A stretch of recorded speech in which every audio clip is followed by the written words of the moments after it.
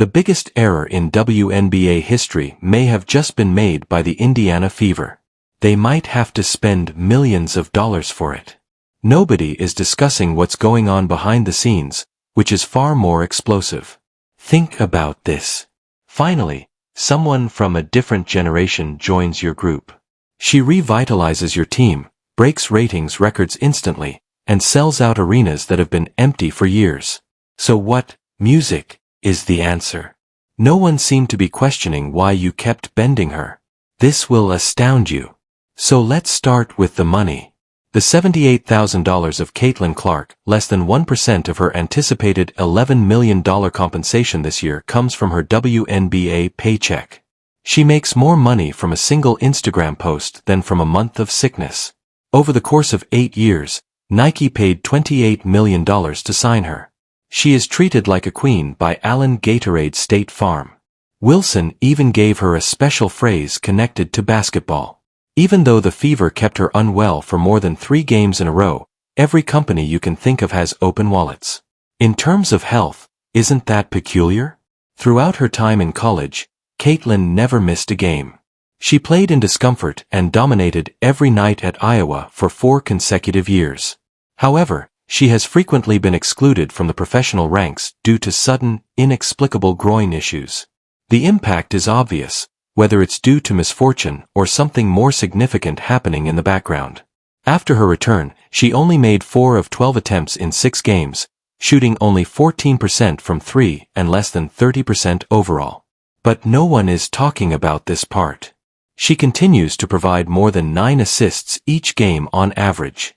She is helping this team succeed and getting more bench time even though she is in a slump and has one arm tied behind her back. Even though there was already a lot of drama on the court, things grew worse off the court. A 55-year-old stalker who pretended to be dating Caitlin while traveling to Indianapolis and sent her hundreds of unsettling texts was recently given a prison sentence. She had to alter her public persona in order to feel safer because things had gotten so horrible. Here's the crazy thing, though. She seemed to be more important to him than the medical care. Tickets are much more expensive when Caitlin is performing. $1,200 while she was away, the secondary market had an overnight 40% decline. Rather than a drop in revenue, it's a financial freefall. After she said she couldn't play, tickets for even her own stadium's All-Star game dropped from $121 to $72. In Indiana, the front desk staff is acting as though they are not aware that real money is being removed from the establishment. And things become worse just when you believe they can't get any worse. The coach sent to make things right, Stephanie White, enters. However, it appears that she would prefer to denigrate Caitlin than allow her to be herself. It was all evident in the scene that went viral last week. During a timeout, White shouted on Caitlin to get out of the coach's chair in front of everyone. The message was quite obvious. Recognize your job, novice. Avoid getting too cozy.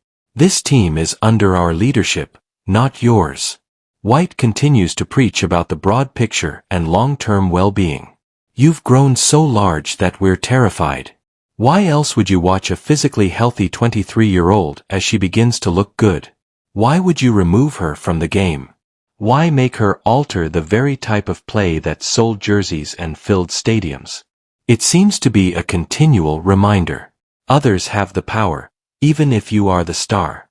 The worst part, though, is this.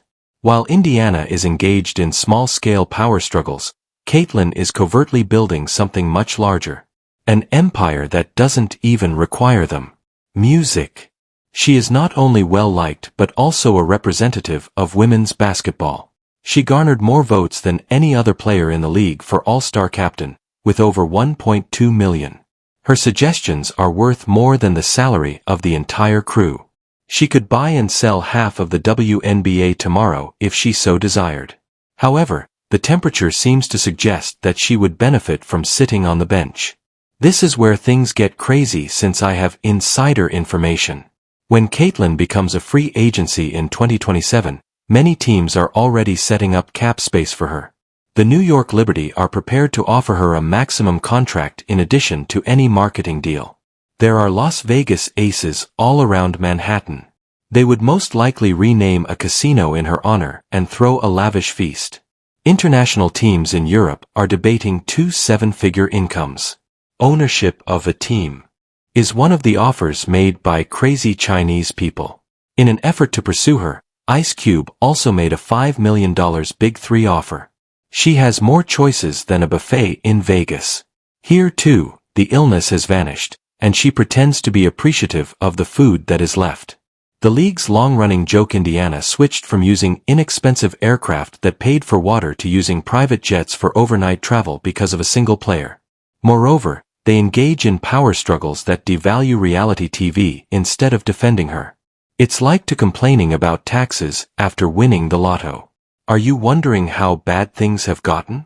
While Caitlyn is criticized for taking one contested three, players who go 2 for 14 are commended for maintaining their confidence. The go-ahead is always granted to veterans who cannot access the ocean from the beach. However, the team's greatest shooter in history is advised to exercise patience. Referees are shaking their heads over the blatant double standard, which should infuriate every fan. WNBA musicians, on the other hand, only receive 9% of the league's earnings. NBA players receive half. What happens when Caitlyn arrives? Boosts attendance by 40% and retail revenues by 500%. They're doing everything they can to get her to leave. The most bizarre aspect is that Fever management genuinely believes they can control this. They believe that Caitlyn needs them more than they do. They are completely mistaken if they believe she needs them more than they need her. At just 23 years old, Caitlyn Clark has an estimated net worth of $5 million. Long after she hangs up her jersey, she will have endorsements that will safeguard her future. If she started the Penguin Basketball League, her devoted fanbase would travel to Antarctica with her, a fact that should make any employer in Indianapolis shudder. 86% of supporters responded negatively when asked if they would continue support the Fever in the event that Caitlyn left. It goes beyond simple loyalty. It's an obsession. That's not a fan base.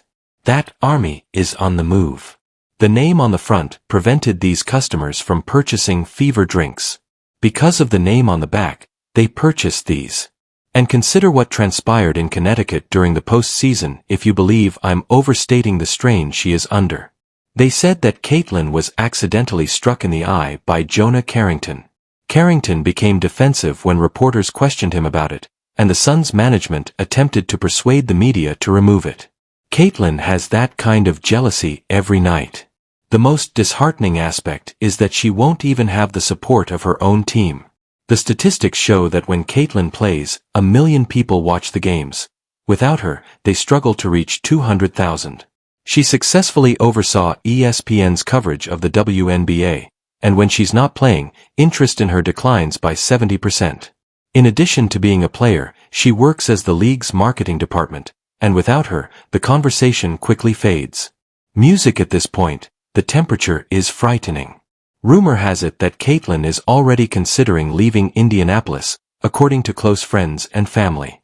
The frequent injuries, the strange coaching choices, and the management's lack of support are all getting worse. She changed from being the league's most vulnerable superstar to an iron woman who never missed a game while in college. Furthermore, a lot of people are beginning to question what is actually happening in this situation. The most absurd part is that the Fever might make this issue go away tomorrow. Anyone who doesn't know what they own should be fired. Instead of making Caitlyn use an antiquated, ineffective system, coaches should be brought in, rally the team around her, give her the franchise's keys, and watch the money roll in. But in Indianapolis, ego is more important than economics, so they won't play music. The story is told by the data. Cities that attract talent from all generations either create dynasties or become cautionary stories. The Fever is currently galloping the second route. They were in danger of losing Caitlyn Clark and mistreating the greatest celebrity in the history of women's basketball. Whispers reach my ears. Recall that this is also where you first heard it. Caitlyn's team is already looking into the concepts. In order for her to have a place to settle that truly loves her when the time comes, not tomorrow or next season, they are venturing into unfamiliar terrain, establishing connections in other marketplaces, and laying the foundation.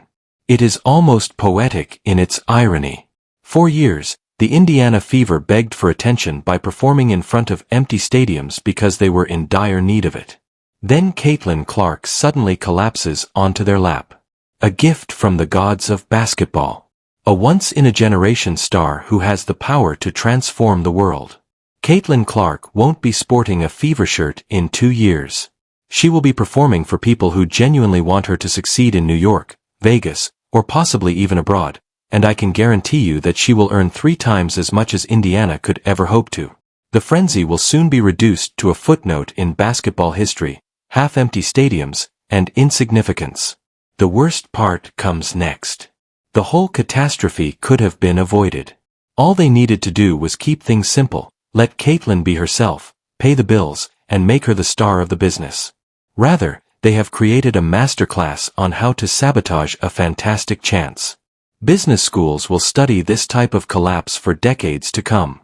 If a $100 million athlete is treated like she's on minimum salary, the Fever will quickly be affected. Caitlin Clark does not require the Indiana Fever. When the circus departs town and takes all of the ticket buyers with it, they will at last understand what they had and what they lost. For a brief, beautiful moment, they needed her, but she wasn't there. They shoved her out the door rather than take it. Is this the biggest error in WNBA history, in your opinion? Click like. Do you want to know where Caitlin is going next? Enroll in the story's music.